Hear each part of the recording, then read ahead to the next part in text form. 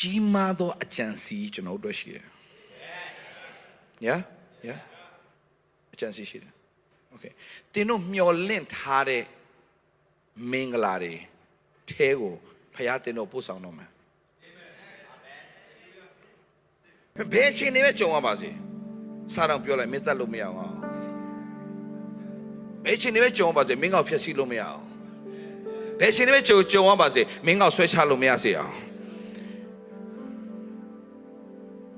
အစိုးဆုံးကြုံရပြီလားအဲ့ဒီစန့်ကျင်ဘက်ဖြစ်တဲ့အကောင်းဆုံးအဆိုးဆုံးကအကောင်းဆုံးကိုဖြစ်ဖို့ရန်အတွက်ဖခင်ကပြောင်းပြန်လှန်ပြစ်တယ်ဖခင်ပြောင်းပြန်လှန်ပြစ်တယ်ဖခင်ဥမာဣသလလူမျိုးတွေကိုဖခင်ကအေဂုတုပြန်နဲ့ဆွဲထုတ်တဲ့အခါမှာအရှိမပင်လေအနောက်မှာဖာရောဟာကိုရောဘာလဲကိုရောကျွန်တော်တို့လွတ်မြောက်လာပြီလေဘာဖြစ်လို့ဒါတွေကပြန်ဖြစ်တာလဲဒီမှာလမ်းပိတ်ကုန်ပြီ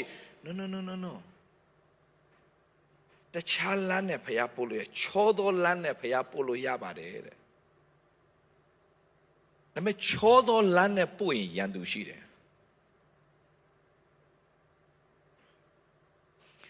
ချောသောလမ်းနဲ့ပို့ရင်ရန်သူရှိတယ်အရှိမရန်သူအနောက်မှာဖာရောဆိုရင်ရန်သူနှစ်ယောက်ရဲ့ဂျားမှာ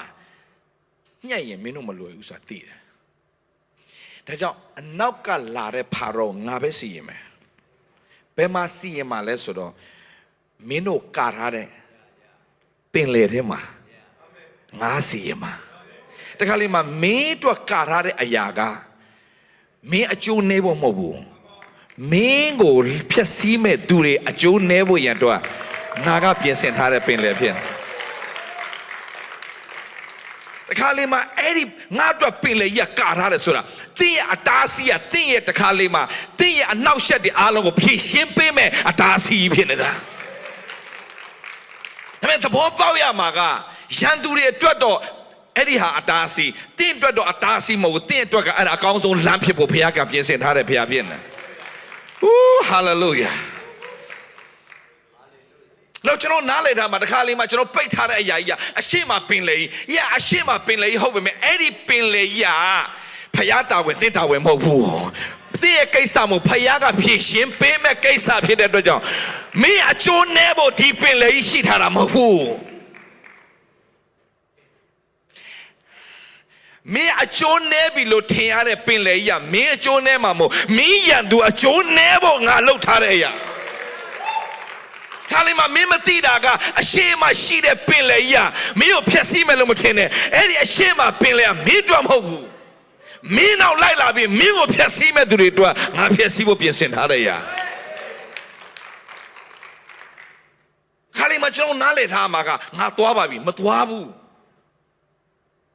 တင်းနောက်ကနေလိုက်လာပြီးတင်းကိုဖျက်ဆီးဖို့ကြံစီနေတဲ့မာနရဲ့လောက်ရတဲ့အားလုံးဖျက်ဆီးဖို့ဖခင်ပြင်ဆင်ထားတာဖြစ်တယ်။ဒါအကျိုးနဲ့မဟုတ်ပြောလိုက်အကျိုးနဲ့မဟုတ်ဘူးအကျိုးနဲ့မဟုတ်အကျိုးနဲ့မဟုတ်အခုတို့ငါတို့ကြုံတွေ့နေရတဲ့အရာတွေများစွာရှိလိမ့်မယ်။ဒါပေမဲ့မှတ်ထားအဲ့ဒီကြုံတွေ့ရတဲ့အရာတွေအားလုံးဟာကျွန်တော်တို့မျှော်လင့်ထားတဲ့ပန်းတိုင်ရောက်ဖို့ပဲကျွန်တော်တို့ကြုံတွေ့နေရတာဖြစ်တယ်။မစိုးရင်လည်းပြလိုက်မစိုးရင်လည်းလုံးဝမစိုးရင်ပြလုံးဝမစိုးရင်နဲ့သင်တို့အကျိုးနည်းစေခြင်းကကြံစီသောအကြံမဟုတ်ပဲသင်တို့မျှော်လင့်သောအကျိုးကိုရဖို့ဒါကြောင့်သင်တို့သိရမယ့်အရာတစ်ခုက